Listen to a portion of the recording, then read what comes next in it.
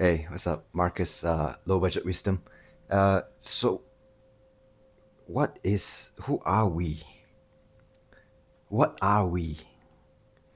If you have asked that question before, who am I? Who am I on earth? Who am I? This avatar, this person with name, with a job title, with whatever you label yourself as, tall, short, skinny, fat, bisexual, you know, homosexual, whatever. These labels that you put on yourself. Is that who you are? Like the things that you have, the places that you have been, is that who you are? Because who we are is permanent, it doesn't change. You can't say that you are your 5-year-old version of you. That wouldn't be accurate. You wouldn't call yourself you that is going to happen tomorrow. You don't call yourself you that is 1 week younger than you. So, who are you? Okay, then you might argue maybe my brain. That's the thinking mind. That's who I am. All these beliefs and whatever habits, things that I do, things that I like, things that I don't like, people that I like, people that I don't like. You know, okay, is that me?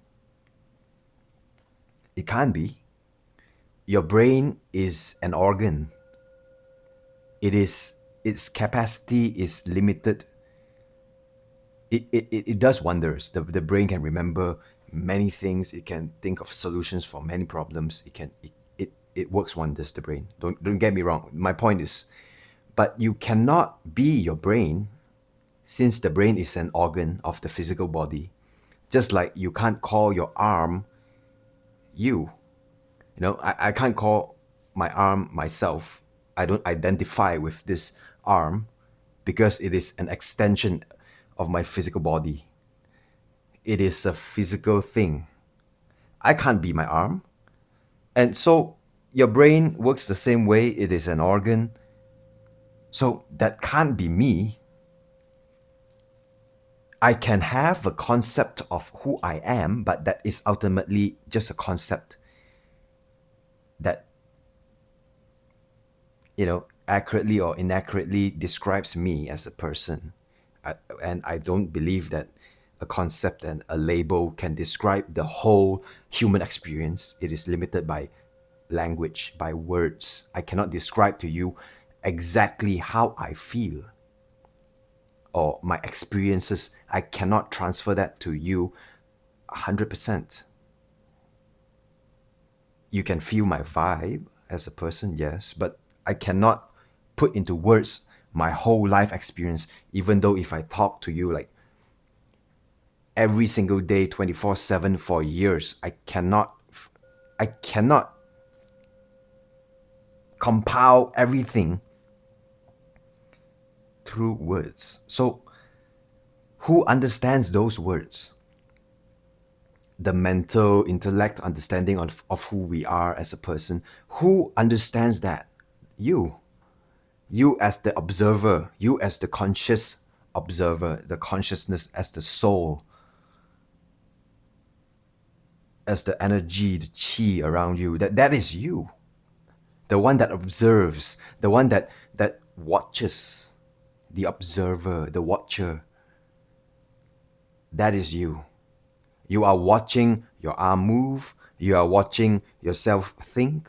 You are observing yourself having all these mental stuff that's going on in your brain. Because our self is permanent. And everything other than the self, the true self, is impermanent. The impermanence of nature. Our bodies will one day die and decay. The worms will take over, digest it, maggots and all, flies. It's the life cycle of the body. But our soul, yes, it goes through lessons to upgrade itself, to have a deeper understanding of itself through your human form. It can gain experience, but ultimately that soul, which is you, your true self, is just an observer. Your job here is to observe what your body wants, what your body doesn't want. And this ties into balance. You know, the understanding of balance might not be understood properly. Spiritual groups, they talk about balance. Health gurus, they talk about balance. Sleep gurus, they talk about balance in sleep. Work-life balance. You gotta balance your energy, your feminine and masculine.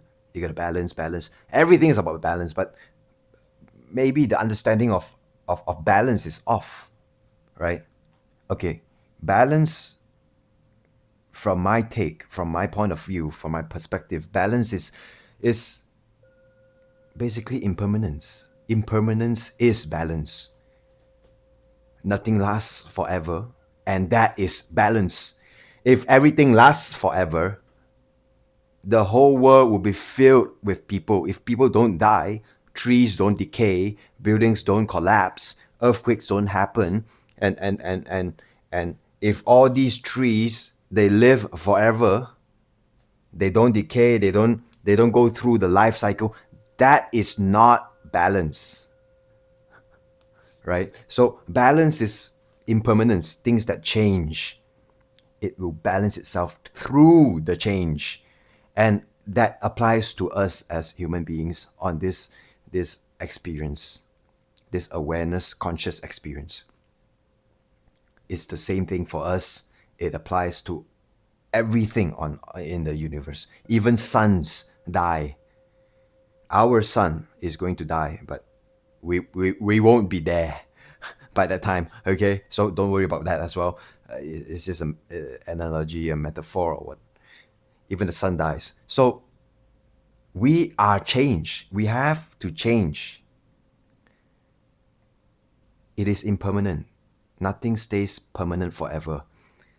Not your job, not your kids, not your partner, your husband or your wife, your girlfriend, your boyfriend.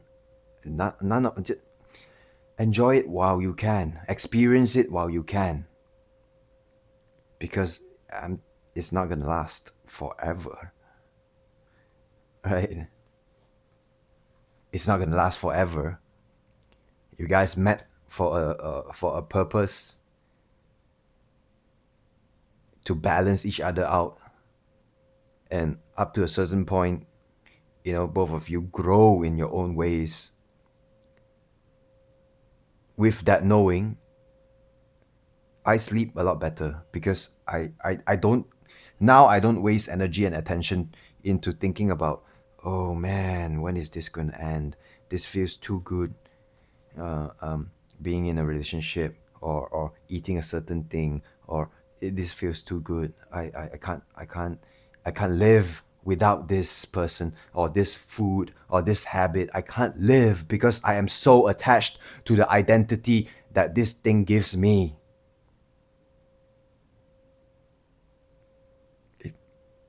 We gotta balance. Balance is impermanence. Nothing lasts forever. Nothing is permanent, except for who you are, the conscious awareness, right? So we box ourselves in with all these labels of, I am this person's girlfriend or boyfriend, husband or wife, friend or acquaintance or colleague or whatever. So I have to box myself in to treat it like it's forever, to treat it like a set of expectations.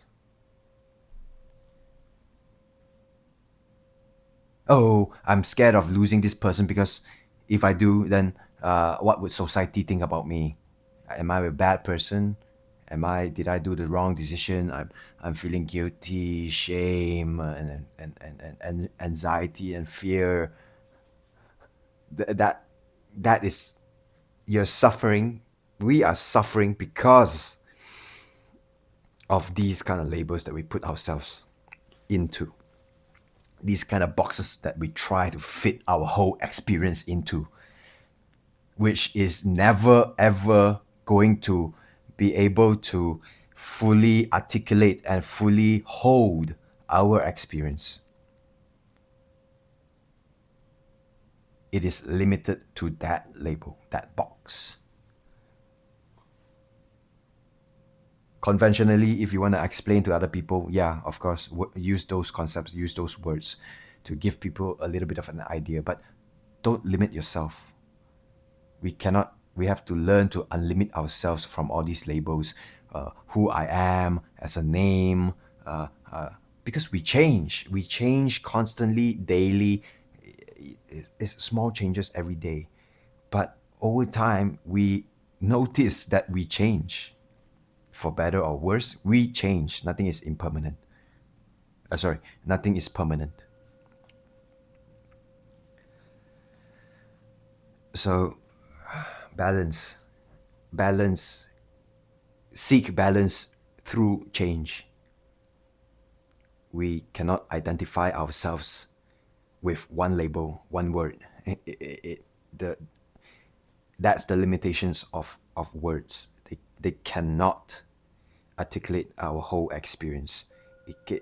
How do you, okay, before I end this video, how do you explain love to somebody? When you're in love, I'm in love with this person. It's a whole experience of feelings, of ups and downs, of of bliss, of jealousy sometimes, of anger, of frustration, of happiness, excitement. All these and many more is part of the experience of love. And then you have love for your mother, your parents, your brothers and sisters. You have love for your colleagues. You have love for your neighbors. You have love for your partner, your girlfriend, your boyfriend. You have love for a pet. How do we use words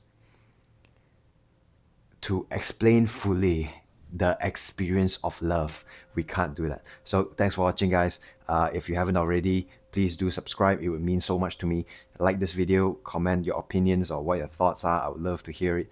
And I'll see you guys in the next one. Ciao.